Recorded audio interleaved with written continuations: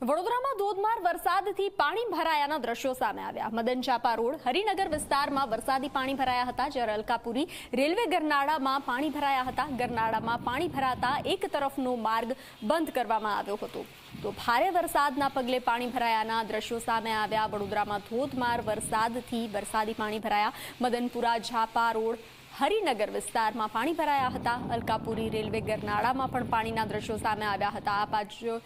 આપ આ દ્રશ્યો જોઈ રહ્યા છો જે વડોદરાના છે। વધુ વિગતો આપી રહ્યા છે સંવાદદાતા રવિ।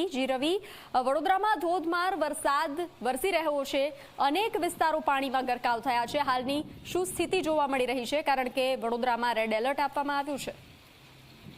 બિલકુલ બંસી, વાત કરવામાં આવે તો વડોદરામાં ધોધમાર વરસાદ ગઈકાલથી જ વરસી રહ્યો છે અને તેના કારણે વિશ્વામિત્રી નદીની જે સપાટી છે તે વધીને 20 ફૂટ થઈ ચૂકી છે અને અત્યારે પણ ભારે પવન સાથે ભારે વરસાદ વરસી રહ્યો છે, જેના કારણે જે નીચાણવાળા વિસ્તારો છે ત્યાં પાણી ભરાય છે।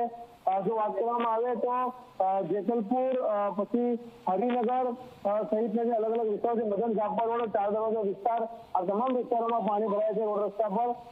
અલકાપુરી જે રેલવે ગરનાળું છે, જે પૂર્વ પશ્ચિમ વિસ્તારને જોડતું મુખ્ય ગરનાળું છે, તેનામાં પાણી ભરાતા એક બાજુનો જે ભાગ છે તે ટ્રાફિક પોલીસે બંધ કર્યો છે અને કહી શકાય કે અત્યારે પણ ખૂબ ભારે વરસાદ જે છે તે વડોદરામાં વરસી રહ્યો છે અને ઠેર ઠેર રોડ રસ્તાઓ પર પાણી ભરાય છે।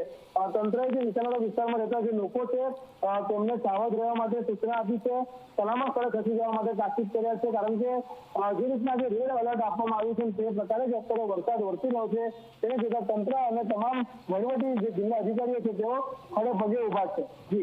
જી રવિ, જાણકારી સાથે જોડાવા બદલ આભાર।